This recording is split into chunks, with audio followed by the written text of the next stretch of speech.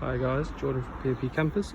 Just going to be doing your handover video on your Chausson allegro. So we're starting with the bonnet. Straight away on the left hand side, got your washer fluid reservoir with the blue cap, power steering fluid here, and your engine coolant. To the right of that, you've got the brake fluid attached to the servo down the back. Engine oil gets filled up, topped up from here, and then your dipstick for that is just down here on next to that there. There's a red top. The engine batteries in these cabs sit under the floor in the cab, not under the bonnet. So if you want to jump start the van, you've got this little cap here which has this little positive terminal on it, and then you've got a negative just here. All right, so if you wanted to jump start the van, you go to that prong there and the negative there. All right, and they're obviously just linked straight up to your engine battery. But if you did ever need to get to it, then it is just underneath the carpet, under the little under this little hatch here. All right, so you just need a flathead screwdriver, turn them around, and that'll lift out. To actually release the bonnet, it's this lever just here on the left hand side, the passenger side. And as well on the passenger side, you've got your diesel cap, which is your ignition key. Will go in here, turn it 90 degrees, whichever way it'll go, whilst holding it, and then that'll unscrew out. So if I close that up now, carry on around the near side, the passenger side. Your freshwater drain is here, but you have to get to it from the inside of the van. So that's just there between the tables there on the down lower. Your freshwater inlet is just here, so that's where you put your fresh water in. The next two vents up here, well, I'll just show you. That one up there is your sort of like extractor fan. That's where the extractor pumps out the air. These two vents here are for your fridge. So you've got a nice good sized fridge in there, which I've got running on gas at the moment. And so it's a very hot day, so I can't really tell if I'm honest with you. But if you wanted to double check that your fridge was on, you can sometimes feel a little bit of warm air coming out through the top. But I will show you how to make sure on the inside anyway.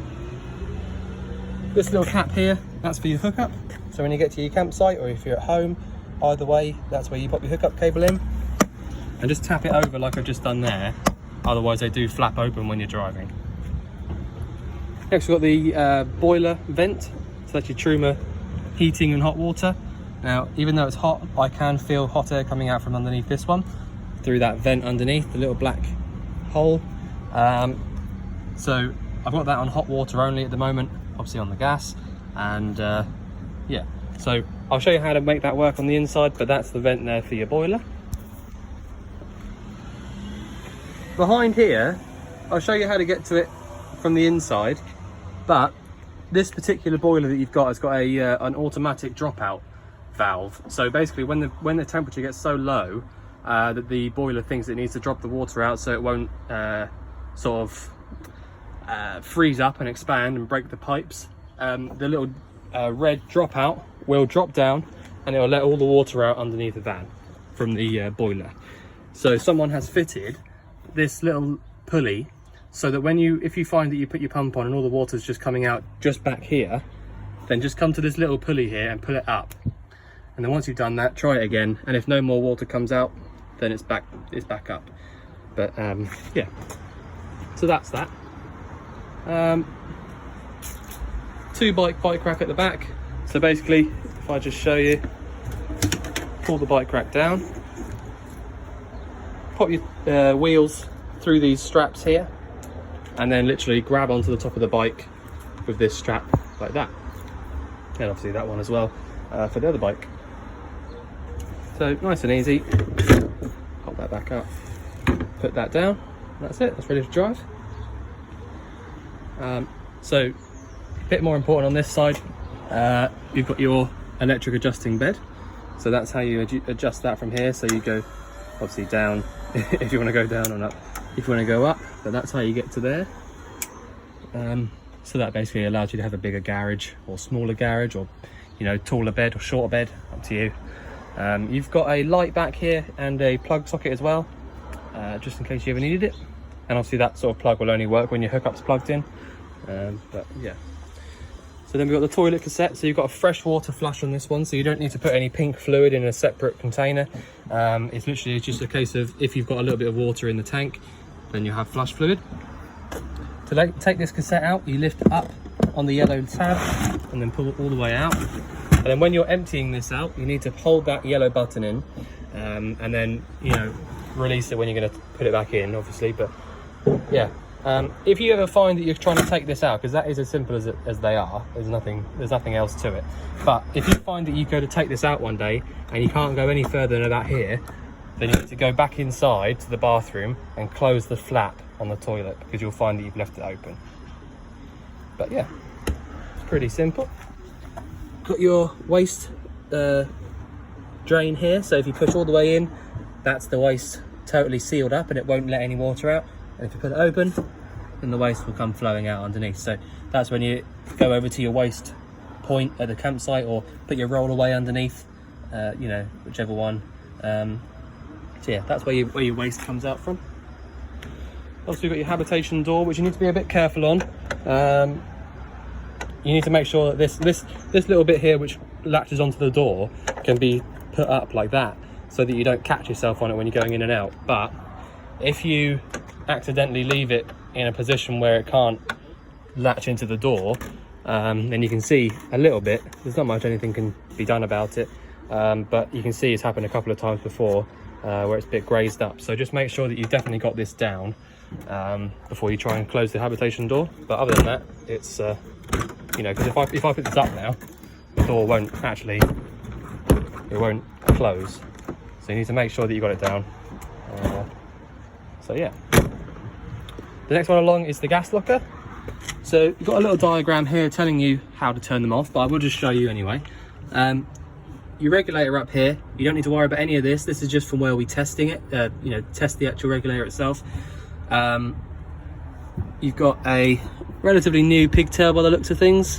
What is it? 2021? 2020. So you got till 25 to replace this. To turn the bottle on, it's round to the left all the way. And if you find that if you go all the way, so you can't go any further, when you come back to the bottle, you'll only be able to go one way. So you know that it's definitely clockwise, round to the right for off. So just a little tip. Yeah, so anti-clockwise for on, clockwise for off. So I'm going to leave that on because I've got a few bits running at the moment. Let's jump in the cab quickly and show you a few bits in here. So this is quite a nice spec cab actually. So you've got the 6-speed manual gearbox. So reverse is pull up and over and up like that. And yeah, so we've got aircon by this little button here, fan selector, and then fan heat selector as well. And then you can adjust where your fan actually goes to by that one there. Hazard lights from this little one in here, and you can lock and unlock the cab from inside the cab. Your fog lamp is this button here. You've got cruise control on this one as well, so that's why this little stalk down here. Your main lights on and off switches are on the left hand stalk here, and that's your indicators as well, and also your flash. And you've also got your wipers and washer fluid are on this right hand stalk here, so that's how you get to that. So if you want to change your intermittent speed, then that's how you do it, and then you can go up or down for how quickly you want the wipers to go. These bits over here aren't really necessary, if I'm honest with you. This is your headlight adjusters, and the fan for in the back, I think, or what would have been in the back anyway. So yeah, obviously I don't know if I mentioned it, but the aircon will only work if you've got the number above, you know, 1 or above, because the fan does need to be running. And also you got this single DIN Kenwood head unit. So yeah, all right. So I'll go around the back now and show you all the bits on the inside. Oh, actually, just whilst I'm here as well, you've got your electric adjusting mirrors. So you basically go through and select which mirror you want. So that's the main right-hand mirror, and then lower right-hand mirror, and obviously the same for the left-hand. But literally, choose the mirror you want to move, and then just go around like a joystick and move it to where you need it. And then also you've got these, which is your electric mirrors, windows, sorry. So yeah. Right, so I'll show you around the inside now, sorry. Right, where to start? So if I close this door, nearly every single light around the van has got its own switch. And by the way, if you didn't realise, because it took us a little while to realise, but this the switches for these lights are just inside here. Alright, so there's another one on that side as well, just in case you couldn't work it out, because it took us a little while as well. So the main control panel above the door is super easy to use. You've got your main on and off switch here on the right hand side, lights and pump, so I've got them all on at the moment. This one up here tells you the interior temperature and exterior temperature. Next one down is your caravan battery and engine battery levels. And then you've got your fresh water and your, well, fresh water, yeah. So 94 litres. So that's how you can go through and just make sure you know, check your levels and things like that. So make sure you're happy before you set off or you know, start using the van.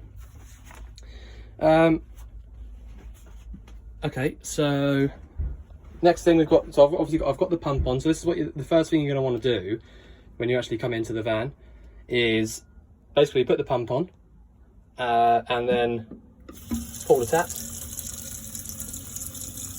Make sure that you've got no air, you know, pumping out the tap, and turn it to the hot as well, so that then you can make sure that you've definitely got enough water in your boiler. And then, so I'm happy with that. I can see that there's enough water in the boiler. So now I'll turn that off and just make sure that the tap runs off, the pump, sorry. And that's it. Happy with that. So then now I know for a fact that the boiler down there has got plenty of water in it, and then you're good to go for using it. Your cooker, you've got a 3-burner hob. You want a clicker, which has been in the van for a little while. So you've got this one here, which is you basically push in the button and it makes a little spark at the end. So that's there. They've all got a thermocouple on them. So basically what that means is when you light any of these up, the thermocouple will realise that there's hot gas coming through, so burnt gas. And then if somehow the flame got blown out, the thermocouple would notice that there's no burnt gas coming through, and so it would shut the gas off to whichever one it is, so that you don't pump you know, fresh gas into the van basically. And they've all been checked as part of the hab check, so they're all good. You've got your extractor and lights underneath there as well, which are working as they should. And that's the pipe there for the extractor where it goes out on the outside where I showed you. So yeah, quite simple, but also nice and easy to use. 3-way fridge. So basically how this works is I've got it on gas at the moment, because you know I've had the gas on. I don't have the hookup plugged in, the engine's not running, so I can't use it any other way. On the right hand side here, this is basically just for your gas. It's just essentially a selector for how powerful you want the gas to come through, to be honest, but you can just leave it at max. Except from, so for a good example was today, it's really hot outside, so when I went to light this up on gas, it wouldn't light up. So what I did was I turned it all the way down to minimum, and then it lit straight up, and now once it's lit, you can turn it right back up again. It's just because you're kind of overloading it with gas for how hot it is outside.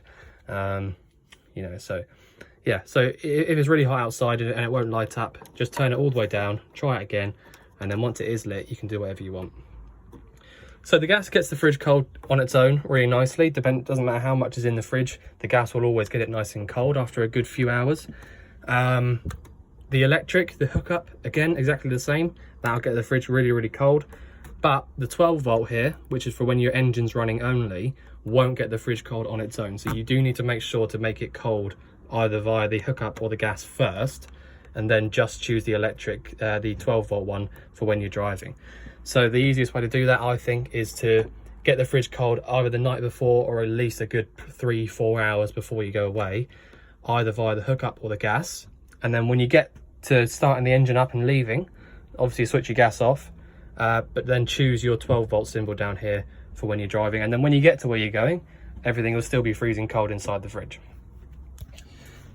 You have also got this auto button at the bottom, which, if I'm honest, you can use that if you want, but it's not, I don't really see the point in it personally, because you can just choose it yourself. It's not hard to to go through and choose which one you want to use, because in my opinion that gives you a bit more peace of mind.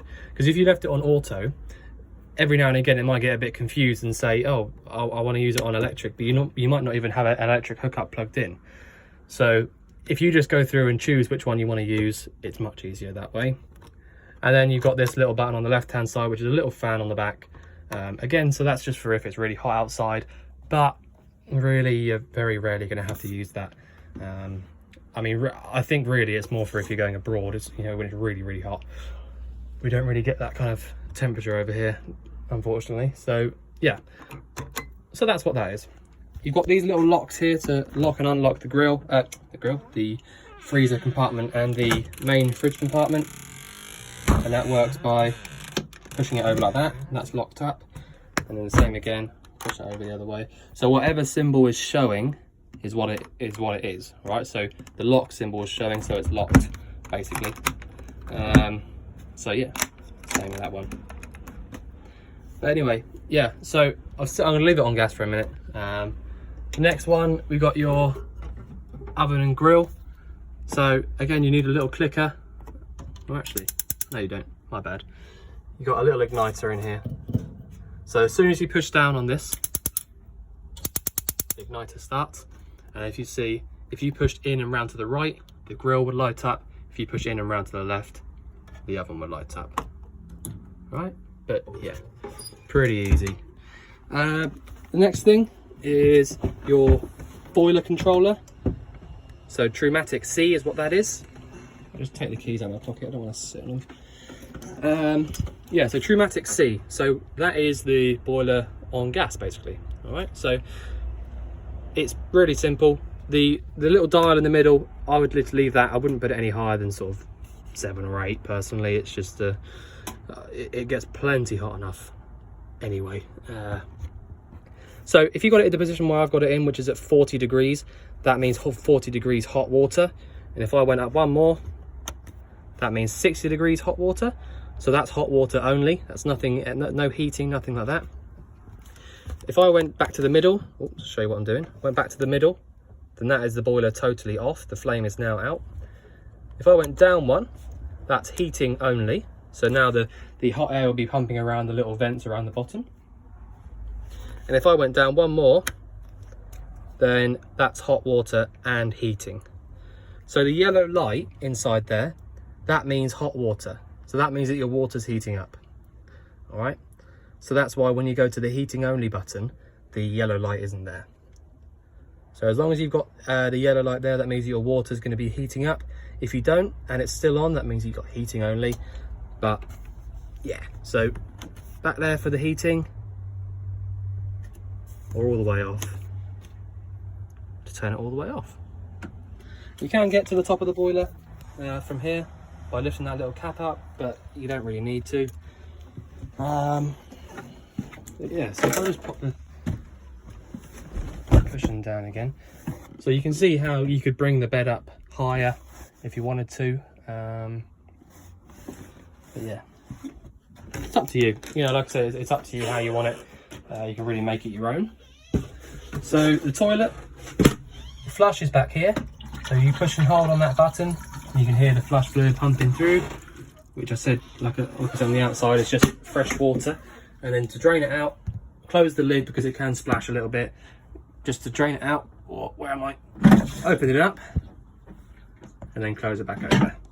So like I was saying outside, if you don't close that back over, you won't be able to take the cassette out from outside. So just make sure that when you are finished with it, you do close it. A light switcher in the bathroom is just here. So that's those lights up there. So you can turn that off. And obviously you've got the same tap in the bathroom as you do in the kitchen. So have that on, make sure there's no air. And like, you know, exactly the same with the shower. Just a little mixer tap, hot and cold water.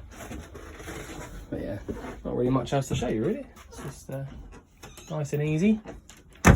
Right, so you've got your 3-point seat belts in the back here, so your forward facing rear seats. So you've got 4 belted seats. Yeah, okay, just trying to think what else I can show you. The back of your awning light is just there as well, by the way. So it's literally, if that goes out, then you can literally just pull that cap off and then change the bulb. Really, really easy. Obviously it's working as it should at the moment, but just to show you where that is. Yeah, so like I was saying, I mean, basically all the lights around the van have got their own switches on and off. The one for back here is this one. Let me just see. So your fan back here, you can open the actual hatch up so to actually let the air out by turning this one up here. So that opens the actual skylight, and then you can have the fan on, which by the way really, really works quite well. If it's really hot outside, these really are good. And then you can choose inside or outside. So you can use it as like an extractor, or you can use it as a fan to come in with the cool air from upstairs. Upstairs, outside. Yeah, so if I turn that off, all the way off, and then just close the hatch down all the way. Not too tight, but just tight enough to, you know, a bit of a grip there. All right, yeah, so I think I've shown you about everything I can show you. Under here, these aren't buttons, by the way, these are just thermostats, so that's for your heating. But yeah. All right, so if you think I've missed anything out, then obviously let us know. But otherwise, we look forward to seeing you soon to collect your van. And yeah, thanks very much.